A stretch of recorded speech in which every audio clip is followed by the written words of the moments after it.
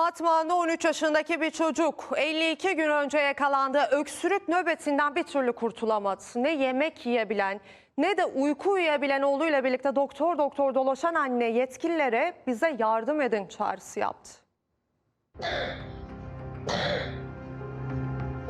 Uyuyamıyorum, yemek hiçbir şey yemiyorum, kilom zaten düşmüş. Oğlu haftalardır aç, uykusuz. Özlemişim arkadaşlarımla, okula da gidemiyorum. Annesi hastane köşelerinde perişandı. Çocuk artık sabah gece ne uyutuyor ve ne uyuyor. Batman'da yaşayan 13 yaşındaki Muhammed Eyüp Arı 52 gün önce öksürük nöbetine yakalanmıştı. Geçer diye hani evde ben tedavi falan uyguladım. Bitki çayları verdim, ilaçları verdim. Ondan sonra bir baktım işte geçmiyor. Şikayetleri geçmek bir yana daha da arttı. Gittikçe kötüleşti.